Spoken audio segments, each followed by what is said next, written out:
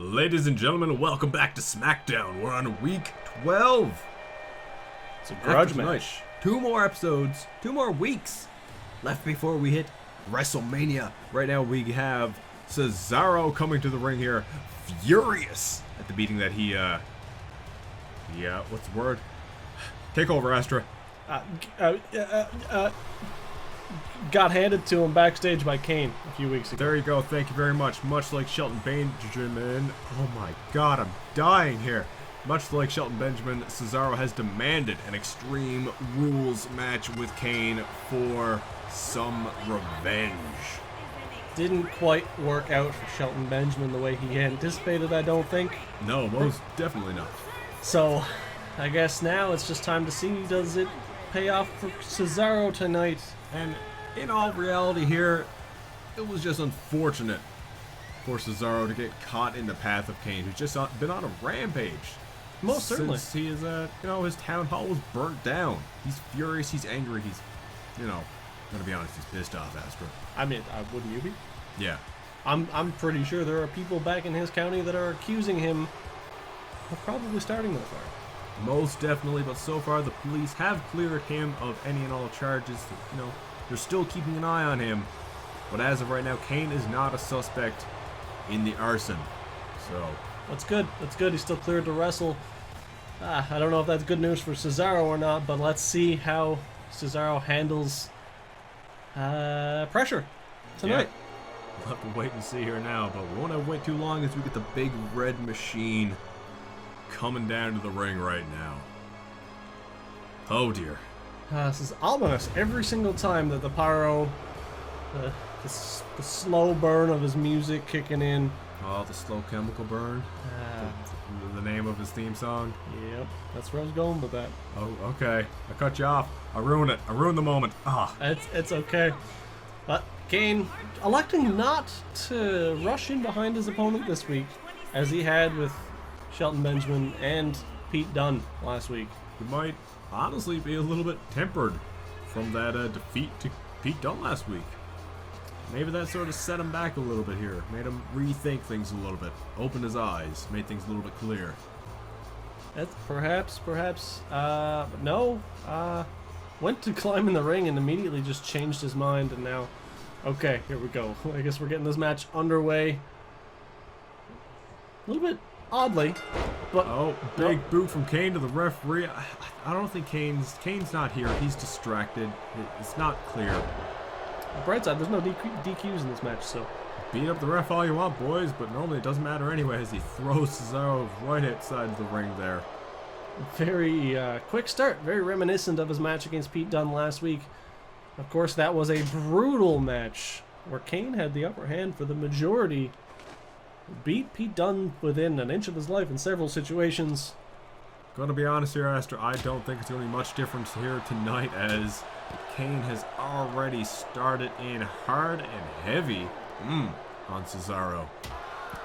That kendo stick to the top of the skull for Cesaro. This is not looking good. We're already off to a very bad start for this match as the bell has rung and Cesaro is just getting beaten. Thrown into the steps for the second time.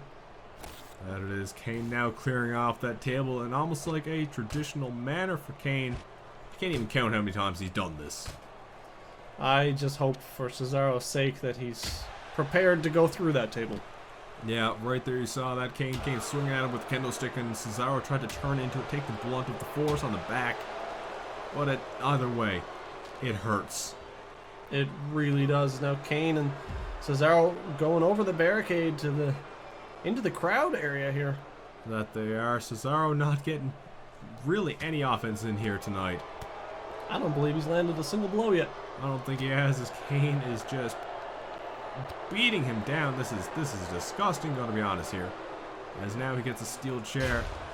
Cesaro went for a punch and got caught with a vicious chair shot to the head for his efforts.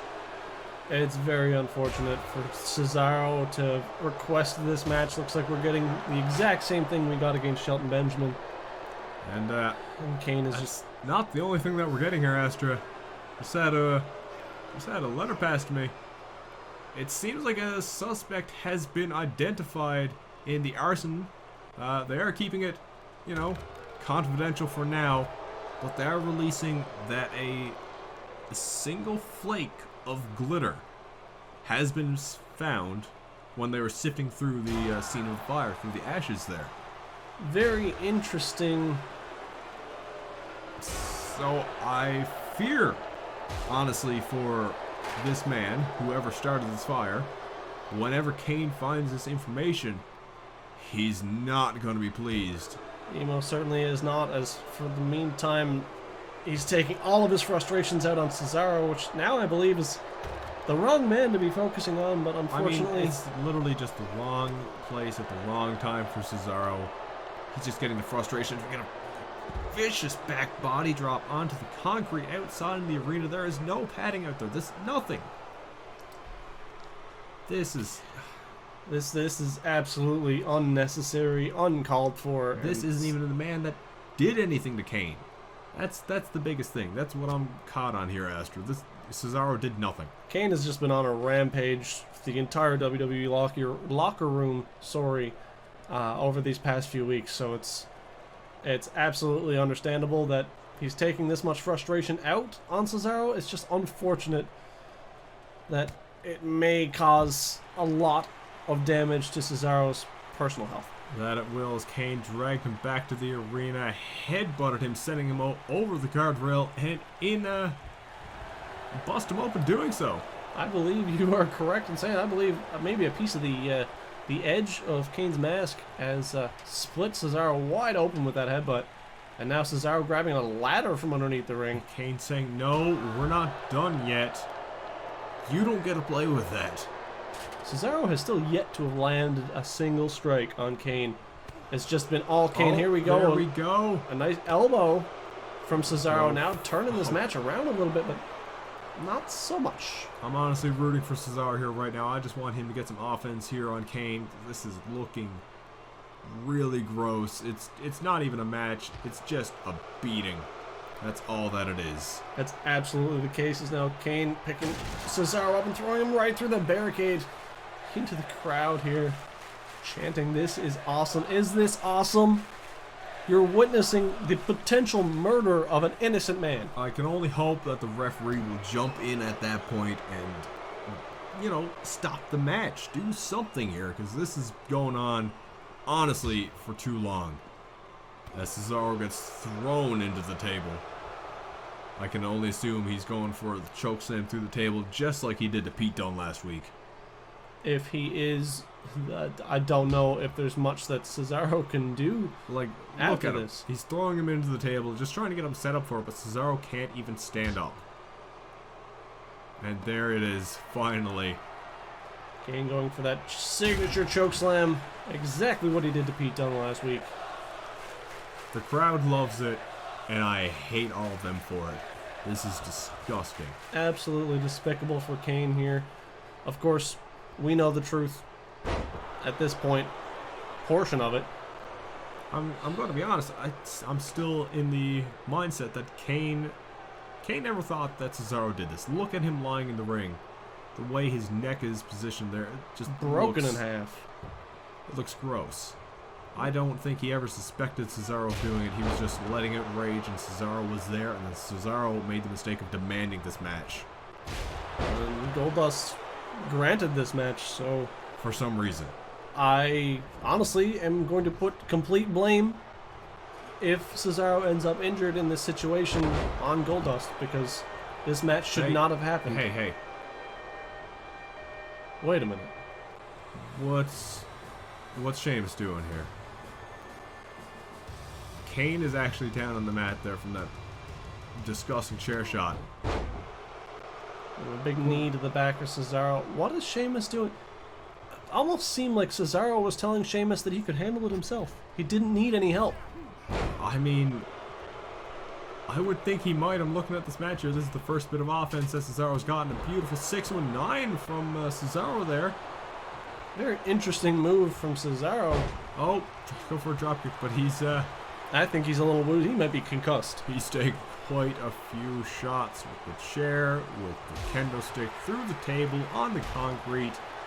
Getting With the cracked ladder. in the head with this steel chair right now, and you can see the blood on Kane's knuckles. The blood on his knuckles, the blood on the chair, the blood on Cesaro. This is too much. Absolutely devastating.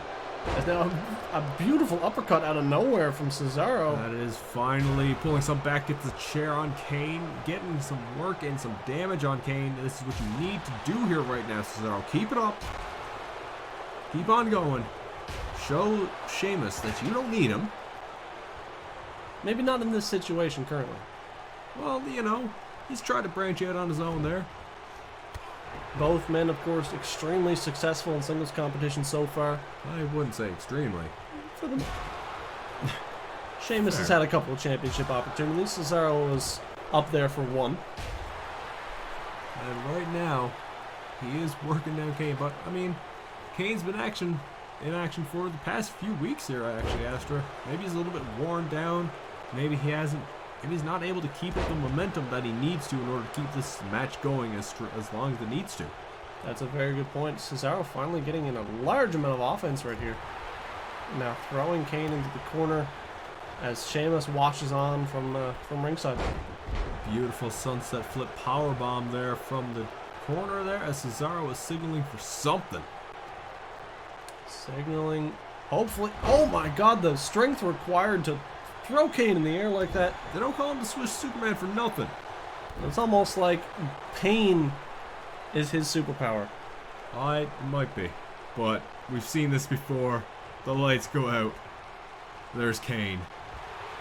Just shoving Cesaro from behind and clocking him with the right hand to the back of the head as Cesaro, or Sheamus, sorry, comes around just to see if his former teammate is okay.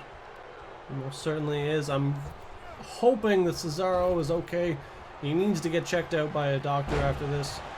As I'm, speaking of doctors, just receiving word that I believe Buddy Murphy is out with concussion-like injuries. I mean, that makes sense looking at the damage that he received from Drew McIntyre.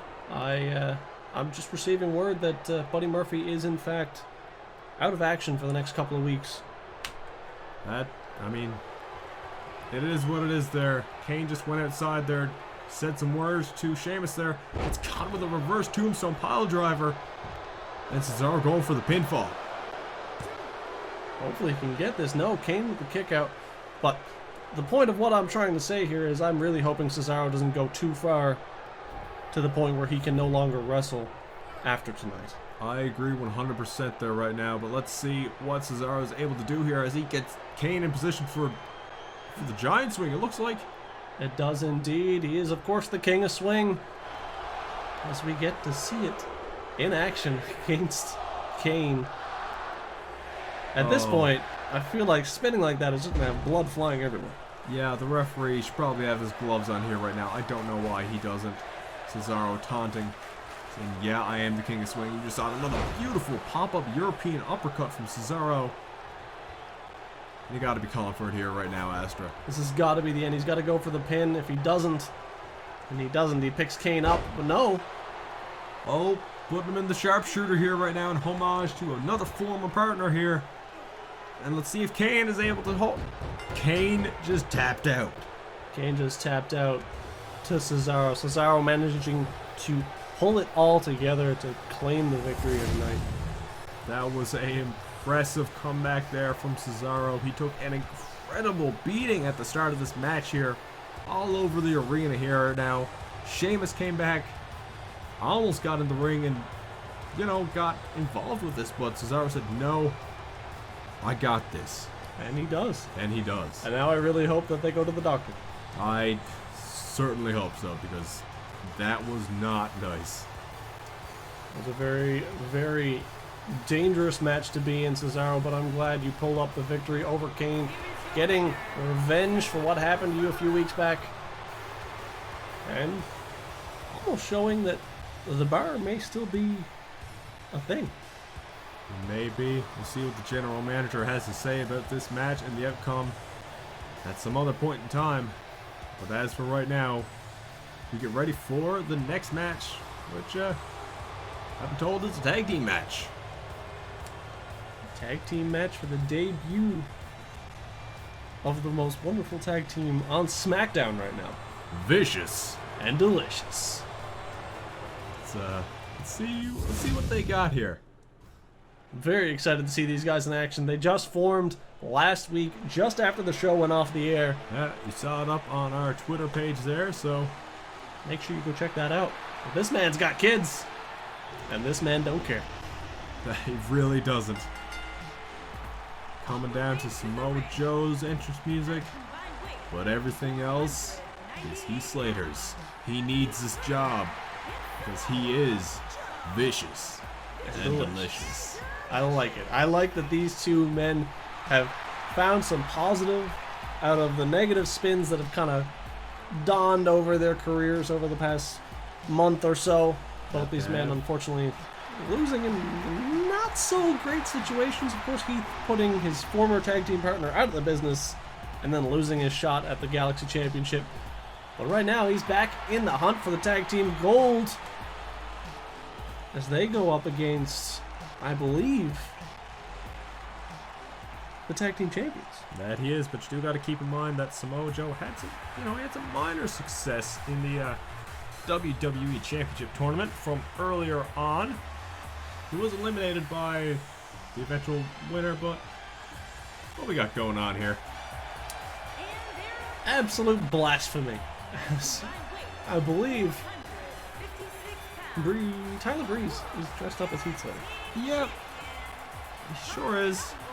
Fandango's still wearing his gear. It's almost different though. Yeah, it's something. I'm not too sure what he got going on here, but Tyler Breeze clearly being disrespectful here now, once again. We've seen it before. I believe this is the second time that he's worn this outfit. Which is blasphemous for Tyler Breeze. Can't believe he's wearing an outfit twice. He should be writing a ticket for himself. Well, I mean, Fandango's the one who has the ticket book, so we'll see what happens here now. As he gets in the ring, and he's going to do it here. They look so good with those championships. Making it rain. They look great with them. There we go. Vicious and Delicious here right now. They do have an opportunity. If they win this match, they get inserted into the Tag Team Championship match at WrestleMania. Really? Yeah. Oh, yeah, he's Rhino. Fandango's Rhino. Come on, Slater. Take him to the ground. There. Or not. See, Slater's letting his emotions get a hold of him. He needs to not do that. Sees the outfit of his former tag team partner, the one that he made retire, which I'm sure he cannot feel good about. No, I'm sure he can. Rhino is one heck of a fighter there. And, yeah, my emotions are getting the better of me, Astra. That's most definitely true on this end as well. But Samoa Joe and Heath Slater have a point to try and prove. Hopefully, they can make something work here. I hope so, Astra. Here we go, the first tag of the brand new team, Vicious and Delicious. Now, which one do you think is vicious? Which one do you think is delicious? I'm gonna have to go and say that Slater's probably the vicious one. He did retire his best friend.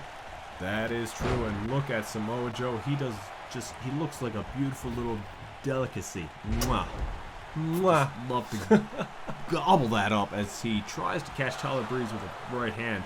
But Tyler scopes it. He does indeed. Am I correct in saying that the back of Samoa Joe's trunks say delicious? I mean, that's probably the most appropriate place to put that, if you know what I mean. Oh, boy. Do you know what I mean? Oh, I know what you mean. Do you get it? I get it. Do you get it? Uh-huh. Do you understand? Yep. All right, Joe, come on.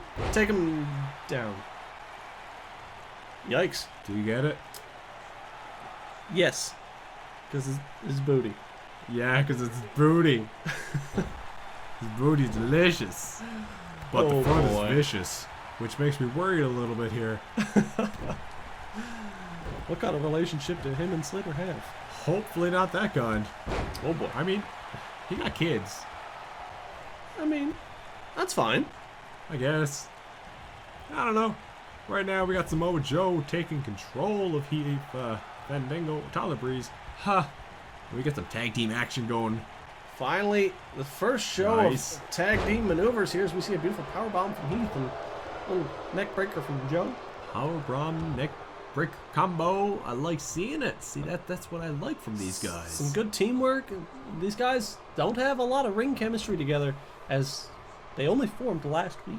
They can find it though. Heath Slater is he's almost a connoisseur at tag teams, if you do say so. As we get a beautiful guillotine on the ropes right there. Heath Slater getting into it, feeling this tag team. He is enjoying it. No longer the one-man band. He's now got a backup singer. He's a duet. He's got a duet. Wow. Soon enough, he'll be able to start a barbershop quartet. Oh, that would be kind of cool. That'd be fun. Oh, trying to go for a jumping knee, but Tyler Breeze dodged it. Dragon leg screw takedown. And then a quick stomp to the knee. Unfortunately, not making the most connection. And now Tyler picking him up, going for a suplex, nailing it, hitting his ankle on the ropes on the way down. Good job on Tyler Breeze there. Well scoped, taking back the offense from Heath Slater, taking back any momentum that Vicious and Delicious had. Some cranking on the neck now, as Tyler Breeze has been in this match for quite some time.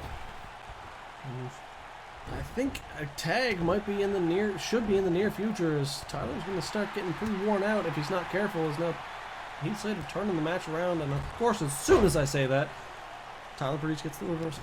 You would think it would be, but if you look back at the past of the SmackDown tag matches, there is long periods of time where it seems like the wrestlers just want to prove themselves to their tag team partners, where they just want to go as long as they possibly can without actually getting hit with anything there. As we get a beautiful little, like a takedown into a single leg Boston Crab. That was a beautiful move from Tyler Breeze. That was incredible, as Heath Slater starts pulling himself towards his Vicious and Delicious partner in the corner. See, he is able to break out of it. Good job on Heath Slater, but now probably is the time that Tyler Breeze wants to tag out for sure. Oh, Heath Slater should be already tagging in Samoa Joe, as he is the fresher man on the team. And they need to get something rolling for them. Russian leg sweep. Beautiful. Every time. You can't not do that. As he went for Fandango, and Fandango reversing a beautiful punch to the side of the head, knocking Slater a little bit loopy. Tyler Breeze knocked down. Heath Slater knocked out on his feet. That was some riveting entertainment there, Astra. It most certainly was. Incredible. Joe's calling for the tag. He knows that he needs to get in this match. But Fandango, well scouted, comes in, gets the tag, and cuts Heath Slater off. Samoa Joe in the corner still unable to get anything going here. Breezango doing a perfectly good job of splitting the ring right now, making sure that Slater has no opportunity to tag out to the fresher Samoa Joe. Right hand. Samoa Joe is fresh, but he needs to get into the ring in order to do anything here. As yes, another Russian leg sweep, but this time with a little extra flair. Oh, you need that extra little flair here. Samoa Joe, normally a hot-tempered man, letting it go. Not jumping in the ring here, but once more vicious right hand from Fandango, knocking Samoa Joe as he tags in Tyler Breeze once more. Oh no. Oh no. Not the Heath, man. He got kicked. No. That's the most devastating tag team maneuver in all of wrestling, as Samoa Joe now wrapping around the post, trying to get in the ring. He's coming. Not quite fast enough, as unfortunately Vicious and Delicious cannot pick up the victory. Came up a little short there. There's no kicking out of the most powerful tag team maneuver in all of the WWE. But I mean, Samoa Joe didn't know that. He's never seen that move before, so don't worry. I think the next time that Vicious and Delicious and Breezango meet, game over. 100%. I don't think Joe's going to sit back and let that happen again. No, sir. Big victory for Breezango here, securing what seems to be right now no opponents for WrestleMania for the Tag Team Championship. As of right now, that is true. But right now, we have the main event of SmackDown. Pete Dunn coming to the ring once more to continue his championship gauntlet. Right now, we have no idea who his opponent is. Last week, he beat Kane barely. I don't know how he's standing right now. I have no idea, but he's standing and he is going to fight, and he will do his absolute damnedest to earn that championship opportunity here. Because Pete Dunn is a fighter. You see that championship belt on his shoulders here, Astra. He is the bruiserweight for a reason. He is. but he wants more. His aspirations are higher than just the NXT UK Championship. It would actually make me pretty happy to see Pete Dunn walk down that ramp at WrestleMania, take that championship from the non-deserving hands of Batista. Well, you say that, but Batista's... yeah, he hasn't defended it once. He hasn't defended it. He's a busy guy. I don't think we've seen him since he won it. He's a busy guy. He's filming movies. He's Exactly. a movie star. Movie stars should not be champions. Well, we'll see what happens at WrestleMania, because it could, for all that we know, be Pete Dunne's opponent moving on to WrestleMania, Aleister Black. Vicious with those kicks, and we all saw what happened to Pete Dunne last week. Took a lot of brain damage. A lot of punishment from Kane there, and a lot of it was indeed focused on the head for sure. So it's going to be very interesting to see if he can overcome the odds and avoid those devastating kicks. I think the Black Mass would be extra devastating here this week. So we'll see if Aleister Black is going to be able to hit it, and if he does, it's probably going to put away Pete Dunne for sure. Definitely. Absolutely. Definitely. As we said, fist looming over Black's head. He is not looking too happy right now. I mean, maybe he wanted nothing to do with this little gauntlet. Who really knows? Who knows? I mean, why wouldn't he want it? If he wins, he goes ahead for a chance to go to the WrestleMania. Maybe he doesn't Co-main care. event. The show. Well, we say that, but I don't even know if it's co-main event. Once more, King of the Ring from Raw. That's a very good point. Royal Rumble from Raw. So right now, SmackDown is just fighting for the scraps, honestly. That's a very good point, Plastic. So I mean, maybe Aleister Black sees this as a sign of disrespect. Maybe he thinks that he should have been given an opportunity earlier, and if he had, maybe SmackDown would be the main event or even the co-main event. That's a very good way to put it. As you see Aleister, maybe he's even a little bit angry that he's still on the blue brand, considering that Raw has been given all the special treatment for the, well, not special treatment, but I guess a Raw superstar has won both of the larger WrestleMania-related tournaments. Yep, so we'll see what happens here tonight. As Aleister Black tries to go for a kick right off the bat, but Pete Dunne catches it. And he gives him a vicious forearm, knocking him down to the ground. Some beautiful kicks here right off the bat. Pete Dunne trying to keep things at his pace, at his speed. He needs to take advantage while he can, because of course he can't be feeling too good after that match from last week. No, but right now you see his style has changed from when he's faced Kane. He's going to have to start working on those legs of Aleister Black as he gets a half Boston Crab here. Working on the lower back of Aleister Black. Got to take down the foundation here, get the legs down so that he can't get those beautiful kicks in. Got to work on the legs, work on the back. It's exactly the case that we see Pete Dunne taking right now.